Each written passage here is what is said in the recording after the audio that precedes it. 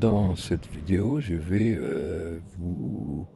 C'est une vidéo, on va dire, récréative et détente. Pour une fois, je ne vais pas taper que sur l'islam, mais vous dire, vous donner quelques éléments pour vous apercevoir que de la fausseté et du caractère escroquerie de toutes les religions, sans exception. C'est quelque chose, en fait, d'assez facile mais souvent un peu caché sous le tapis à cause de leur grand pouvoir à travers le monde, hein. Je rappelle que les religions sont des multinationales plus puissantes que la plupart des pays et elles ont souvent tendance à tordre le bras à des pays, à des continents, y compris à des puissances nucléaires. Ce qui fait qu'on a souvent tendance à utiliser un langage euh, d'une politesse extrême, une espèce de faillotage permanent, parfois avec des mots de vocabulaire refait, spécialement euh, pour les adapter aux religions. Je prends un exemple simple. Au lieu d'utiliser propagande, on utilise prosélytisme, ou alors on utilise même œcuménisme, qui est encore moins péjoratif. Il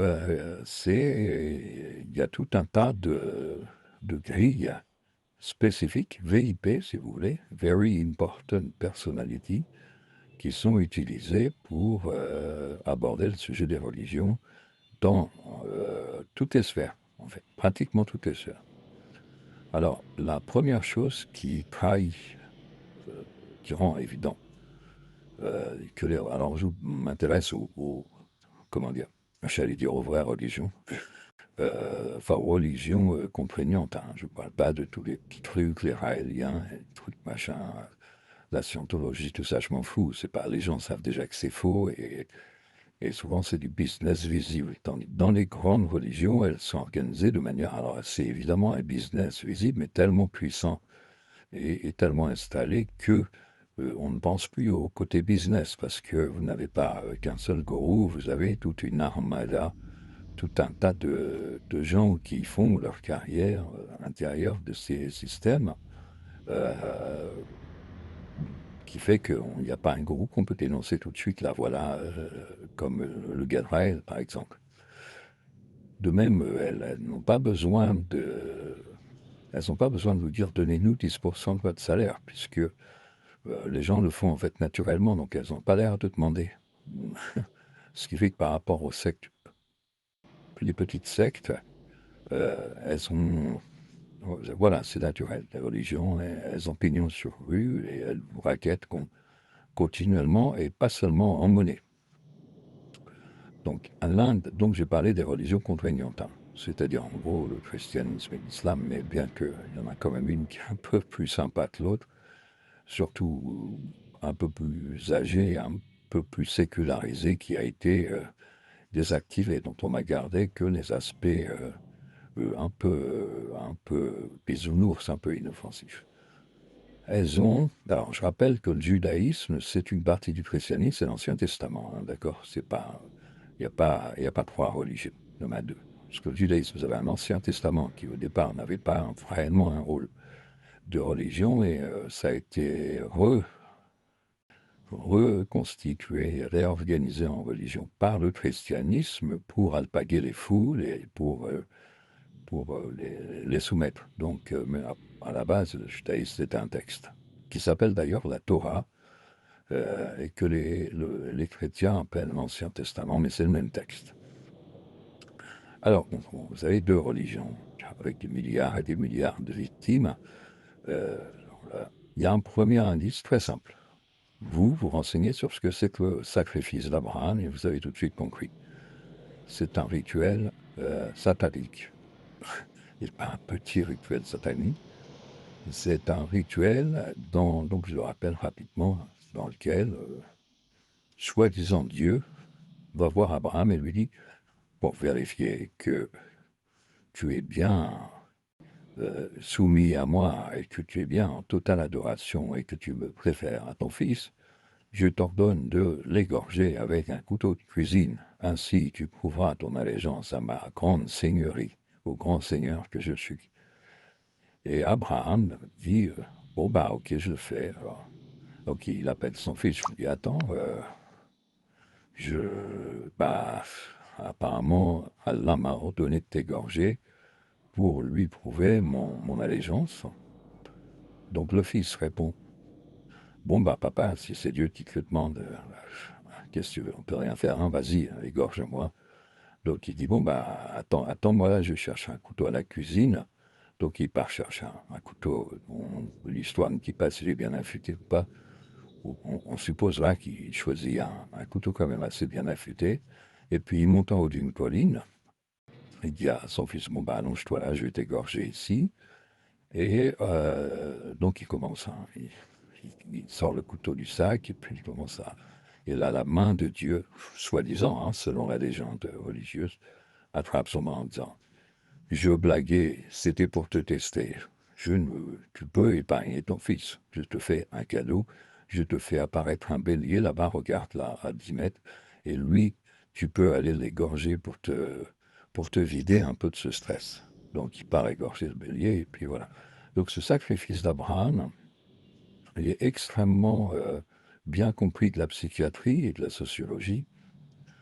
C'est la technique d'entrer dans... C'est les techniques qu'utilisent les mafias et les groupes terroristes, les groupes criminels pour s'assurer qu'ils n'ont pas d'infiltrés et qu'ils n'ont pas de risque finalement d'avoir des esprits critiques, des gens hésitants. Donc typiquement pour vérifier qu'un nouveau membre du groupe mafieux local qui joue bien son rôle et tout, qui a l'air motivé, n'est pas un flic, ils lui disent, bah vas-y, tu vois la dame là, bon, ils prennent une passante au hasard, elle lui dit, vas-y, on te file un flingue, un 357 pack d'hommes, et puis tu là-bas. Comme ça, ils se disent, si c'est un flic, il ne pourra pas le faire. Et on l'aura démasqué. Et donc, le gars, bon, s'il abat la dame, c'est bon, il fait partie du club. Il aura montré qu'il n'est pas un flic. C'est vous dire que l'infiltration dans les mafias, c'est pas forcément quelque chose de très facile pour les flics. Vous avez un autre exemple, c'est ce que l'islam organise au sud de la Libye, donc sous sa succursale Daesh. Les antennes de l'islam ont porté des noms différents. Vous avez le Hamas au Moyen-Orient, Hamas Hezbollah au Moyen-Orient, et puis il y a un truc qui s'appelle le djihad islamique. Bon, c'est un nom générique, mais c'est aussi le nom d'une succursale de l'islam. Vous avez les talibans au Pakistan et en Afghanistan. Et en Afrique, l'islam est plutôt représenté par le Daesh, Boko Haram. Mais c'est des. Al-Qaïda et Daesh sont plus très faciles à. Enfin, ils se disputent le pouvoir, mais sont plus très faciles à distinguer.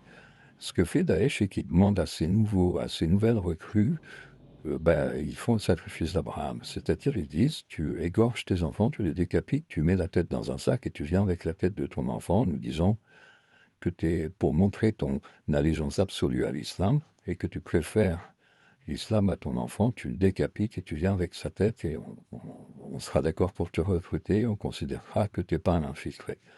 C'est comme ça qu'ils procèdent au sud de la Libye. Alors, comme ils recrutent beaucoup de jeunes qui n'ont pas forcément encore d'enfants ou qui ne savent pas où sont leurs enfants, on est quand même en Afrique, hein, ils demandent la tête des parents.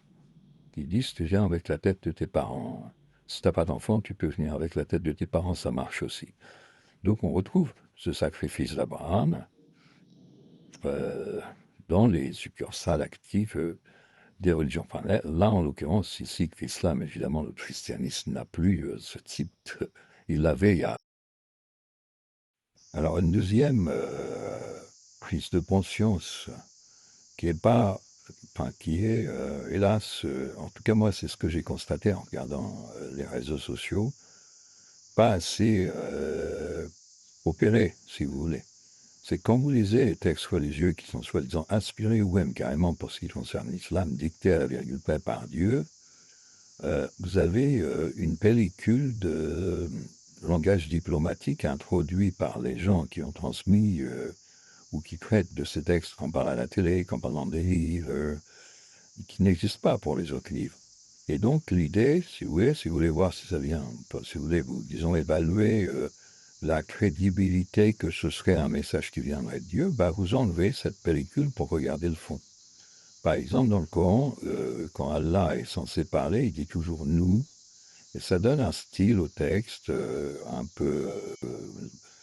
même si ça ne change pas le fond, ça habille la sonorité d'une manière trompeuse. Et donc vous remettez jeu, puis vous faites les accords de verbe, et ben là, c'est radical. Vous allez tomber de votre chaise. Voilà. Je ne sais pas, la Torah parle de Dieu à la troisième personne, raconte un récit. Quant à la Bible, c'est pas un livre qui vient de Dieu. Enfin, les chrétiens ne considèrent pas que la Bible vient de Dieu. C'est la Bible, c'est un recueil de 4 témoignages de gens qui ont côtoyé Jésus, ou supposément côtoyé Jésus. Donc on n'est pas... c'est un journal, c'est l'équivalent d'un magazine, enfin d'un numéro du Figaro ou de Libération. Vous voyez, c'est-à-dire c'est un rapport fait par des témoins. Du coup, il y a moins d'arguments, disons pour les gens qui voudraient étudier la Bible, en l'attaquant sur le texte, par exemple, prenons l'évangile de Jean, par exemple, vous allez vous retrouver à attaquer Jean. Du coup, les chrétiens, ils s'en foutent un peu, parce qu'ils considèrent que Jean, c'est un gugus quelconque. Donc on a cette précaution. L'Ancien Testament, la Torah, donc c'est rédigé à la troisième personne, c'est indéfini, mais ça n'est pas, comme son nom l'indique, qui est plutôt bien choisi, c'est plutôt un texte testamentaire destiné à être transmis sans qu'on sache trop au juste. Même le dogme lui-même, à part certains intégristes, le dogme lui-même ne fixe pas réellement. Je parle pas des idées générales, hein, mais ne fixe pas réellement qui est le responsable de la forme de ce bouquin. Et puis, ça raconte des histoires fantastiques sur le peuple juif. Donc, c'est un bouquin qui parle beaucoup du peuple juif et pas tellement de religion. Et puis, pour le Coran, vous le criez en mettant Dieu à la place de nous. Ça suffit. Hein. Il vous suffit de mettre Dieu à la place de nous et puis de lire avec Dieu, en accordant les verbes, c'est réglé. Le cas du Coran est réglé. Mais vous avez aussi des habitudes orales. Par exemple, ils disent tout le temps Mohamed, ça là, là, là, là, là, là. Ils disent pas Mohamed tout court. Hein. Pareil, ils disent pas là, ils disent Allah, Azawajal, des trucs comme ça. Donc, vous les enlevez. Voilà. Vous les enlevez pour avoir un accès neutre au texte et au message. De même, vous enlevez toute la chantilly hésitante, qui est souvent joue un rôle d'amortisseur, qui est un maquillage pour amortir le fait de voir que c'est médiocre. Ça enrobe, quoi. Je vais prendre un exemple. Au lieu de dire moi, là, je déclare que vous, les musulmans, vous êtes le peuple supérieur et tous les autres doivent être vos esclaves, et c'est vous qui commandez. Le verset n'est pas rédigé comme ça. Il va dire ça, mais il ne le dit pas comme ça. Il dit j'ai fait de vous la meilleure des communautés, vous ordonnez le convenable, vous interdisez le blâmable, et vous croyez en moi. Tout de suite, ça ne change absolument rien au message, mais tout de suite, vous avez une façon enrobée de présenter le nazisme de l'islam, si vous voulez, par le schéma nazi de l'islam, qui est que le musulman est un être supérieur aux autres et doit commander le reste de la planète. C'est dit dans le Coran, je viens de réciter le verset. Alors en plus dans le Coran, c'est dit avec nous avons fait de vous la meilleure des communautés, vous ordonnez le convenable, vous interdisez le blâmable, et vous croyez en Allah, blablabla. Bon, ok. Vous voyez, il y a une partie de troisième personne. De même, je vais prendre un autre exemple, le verset 9-30, okay. Célèbre parce qu'il fonde le nazisme de l'islam, hein, qu'il l'assume, hein, c'est pas le nazisme, il n'y a que dans les médias occidentaux où, à la place même des gens qui défendent l'islam, on les défend malgré eux, puisqu'ils aiment bien affirmer qu'ils sont nazis, donc, bon, fait. Et on dit non, non, non, non, en fait, ils plaisantent, ils sont pas nazis. Bon, de toute façon, le Coran est nazi de manière cash. Hein. Je vous ai mis d'ailleurs une vidéo avec tous les versets concernant les juifs dans le Coran. Il n'y a pas photo. Mais je prends le verset 9.30. Il dit blablabla, donc il y a un remplissage, il y a de la chantilly qui ne sert à rien.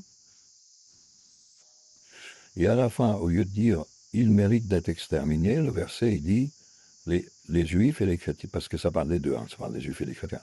Les juifs et les chrétiens méritent que je les extermine. Voilà ce qui est écrit. Et même là, je serais presque menteuse, parce que menteur, je ne sais pas quelle voix je vais mettre, euh, il dit qu'Allah les extermine. Ce qui est très bizarre, puisque c'est Allah qui est censé parler. Donc, c'est comme quelqu'un qui parle de lui-même en disant que je les extermine. Bon, en fait, la traduction correcte, c'est il mérite que je les extermine. Oui. Au lieu de il mérite d'être exterminé, qui prendrait un peu moins de place et qui veut dire là exactement la même chose. Si vous voulez, si Dieu lui-même dit que des gens méritent qu'il les extermine, et en parlant de lui-même, c'est qu'il le mérite. Voilà, bon, par définition Dieu. Mais c'est formulé comme ça, d'une manière... et surtout, vous avez du blabla, de la chantilly avant, pour faire style. Le verset, il ne dit pas que ça. Et donc, parce que ça, c'est la dernière ligne du verset, enfin, c'est même l'avant-dernière, parce qu'après, il dit que... Après, il ajoute avec humour, je suis le grand miséricordieux. Enfin, juste après avoir dit, il mérite que je les extermine, c'est pas mal. Euh, le, donc vous enlevez cette chantilly. Et cette chantilly retirée, vous avez un accès au message réel, si vous voulez, concret, voilà, du religieux, mais sans passer par cette esquive on en parle avec d'autres mots, on utilise le mot prosélytisme à la place de propagande, on utilise, enfin, vous avez tout un tas de mots spécifiquement inventés pour ne pas utiliser leur équivalent du monde réel courant, si vous voulez, euh, qui enfin, permettent de tromper les gens. Hein. Vous voyez, quand vous dites prosélytisme, on pense à quelque chose de religieux. Alors les gens très religieux disent, mais c'est normal qu'on fasse du prosélytisme, on va répandre le message de Dieu. Alors que ça veut juste dire propagande, mais propagande, tout de suite, ça fait pas joli. Eh bien, vous avez toutes ces correspondances. Vous les retirez, vous traduisez, vous mettez les bons mots à la place, et vous vous rendez compte du poteau, du contenu réel. Alors, la troisième, si vous voulez, façon de... Parce que je ne sais pas comment présenter les choses. C'est une aide, ce que je vous propose, c'est une aide à regarder, mais on peut toujours penser que j'essaye d'influencer. Ce n'est pas le cas. J'essaye de vous dire comment voir net, bien. La question, c'est pas dans quel sens vous allez aller, mais c'est d'enlever la buée, si vous voulez. Le- la troisième chose pour avoir, c'est pas seulement de regarder ce qui est présent dans les contenus religieux, c'est de penser à ce qui n'y est pas. Alors, j'ai fait une vidéo spéciale Coran là-dessus, puisque le Coran, les gens qui ont inventé le Coran, ils ont totalement oublié de décrire même un seul verset, il n'y en a pas un seul, de décrire à quoi ressemble le paradis pour les femmes. Alors, sachant que pour les hommes, vous avez des centaines et des centaines de versets, c'est open bar, quoi. C'est un dépliant touristique détaillé. Le paradis pour les mâles, M-A-L-E-S, il est complètement décrit dans le Coran. Il y a vraiment, c'est à se demander s'il y a des détails qu'on peut être oubliés, ça va très très loin. Ben, il va jusqu'à offrir des garçonnets lascifs, hein, des esclaves sexuels, des petits garçons esclaves sexuels aux mâles du paradis. C'est le verset soit 52, verset 24. Il va jusqu'à donner des précisions incroyables pour les mâles. Il n'y a rien pour les femmes, mais absolument rien. Rien, aucune description. Il n'y pensait pas, quoi. Voilà. Alors, après, les autres religions n'ayant pas de livre, de la même manière que l'islam, c'est moins facile de se rendre compte qu'elles sont fausses par rapport à ce qu'elles contiennent. puisqu'elles racontent des histoires. Par contre, c'est par rapport à ce qu'elles ne contiennent pas. Vous avez un coup qui marche à chaque fois, c'est que vous avez des choses que Dieu est censé savoir être étonnantes quand on les balance comme ça, et le texte le balance, voilà, cache, tranquille. Par exemple, à un moment donné, il parle de fourmis qui parlent dans le Coran. Mais c'est pas grave ça. Il peut faire des miracles, il peut faire parler les fourmis, c'est pas grave. Mais si quand vous dites à quelqu'un, tiens, ouais, tu sais, l'autre jour, ma fourmi m'a dit, vous savez très bien que la personne en face, assise à la table en face, ah, comment tu peux répéter? Bah, ma fourmi, elle m'a dit, enfin, pas qu'une d'ailleurs, les 15 000 qui sont, tu sais, juste à côté de la porte de ma cave, là, elles m'ont dit que, pardon, tu peux répéter, tes fourmis te parlent. Vous voyez, c'est pas grave que les fourmis parlent, mais on fait répéter. Et donc, quand on est l'auteur, le narrateur, on va ajouter, on va donner quelques explications. On va annoncer la chose en disant attention, hein, je précise, c'est un miracle, je ne le fais pas tous les jours, de temps en temps je fais parler les fourmis, etc. Il y a un autre verset, par exemple, qui dit que si on pose le Coran en haut d'une montagne, chose qu'évidemment plein de gens essayent, ça ne marche pas, elle se fend en deux. Bon, admettons que ce soit une métaphore. Quelle est l'utilité d'affirmer une chose que l'on peut effectivement vérifier matériellement? On peut faire le test, on prend son petit sac à dos, on met un Coran dedans. Le Coran, c'est pas très lourd, vu que c'est pas très long. On monte en haut d'un pic quelconque qu'on connaît bien, et puis on pose le Coran et on attend que la montagne se fende en deux. Alors, les vrais croyants, ils vont pas oser parce qu'ils vont se dire, ouais, mais je vais tomber dans le vide si elle se fend en deux avec moi au sommet, avec le Coran. Bon, là c'est pareil, c'est pas dit d'une manière, voilà, c'est pas Dieu. Dieu, si vous annoncez ça, il va dire, oui, bon, attends, je sais que c'est quand même étonnant que quand on pose un livre au sommet d'une montagne, elle se fend en deux, parce qu'on voit pas l'intérêt pour la montagne de se fendre en deux, même si le livre est divin. Mais voilà, je te dis ça, bon, c'est une métaphore, c'est une manière de parler. Non, non, ouais, il annonce sa cache comme si, bon, bah, tous les gens qui vont lire, qui vont essayer, on se dire, bon, bah, ouais, ça doit être une métaphore. Mais à partir du moment où vous faites des métaphores, où est-ce que ça s'arrête, où est-ce que ça commence? C'est-à-dire que c'est comme si vous disiez rien. Oui, c'est une métaphore pour dire quoi? Pour dire que le Coran est sacré, ça va, on est au courant que l'islam déclare le Coran sacré. Mais vous voyez, il y a plein de choses qui sont absentes. Et la plupart des gens, ils prennent ce qui est présent, mais ils ne se disent pas qu'est-ce que le blanc là, le trou, où il n'y a rien, c'est l'espace entre deux versets, qu'est-ce qu'il pourrait y avoir qui ferait que, de manière parfaitement objective et unanime, tout le monde dira, bah oui, ce serait mieux s'il y avait ça. Vous avez des tas de trucs inutiles, par exemple la sourate 11, elle peut être gérée du Coran, elle ne sert à rien. Il aurait pu mettre une autre sourate à la place qui aurait apporté plus ce truc. Eh bien, les autres livres religieux, c'est pareil. Même s'ils sont moins ratés, le Coran, j'ai déjà fait une vidéo pourquoi c'était probablement raté exprès. Mais les autres livres religieux, s'ils sont moins ratés et s'il y a moins cette volonté d'isoler les adeptes, si vous voulez, euh, ils, ne, ils, ils se disqualifient par leurs absences, pas par la présence de ce qu'il y a. Ils se disqualifient aussi par la présence de ce qu'il y a dedans, mais ça, c'est discuté. Ce qui n'est pas discuté, c'est qu'est-ce qu'il y aurait pu y avoir à tel et tel et tel et tel endroit pour que ce soit tout de suite mieux et beaucoup plus clair, et sans rien changer au fait que c'est une croyance, qu'il n'y a pas... voilà. Juste, ce serait tout de suite plus... Si vous voulez, voilà, ça ferait que c'est largement améliorable. Je prends un autre exemple, il y a un moment donné, dans le Coran, bon, pour le Coran, hein, mais pour la Bible et la Torah, c'est simplement ce que j'ai parcouru en diagonale pour voir à quoi ça ressemble, mais c'est pas, je n'ai pas fait le boulot que j'ai fait sur le Coran.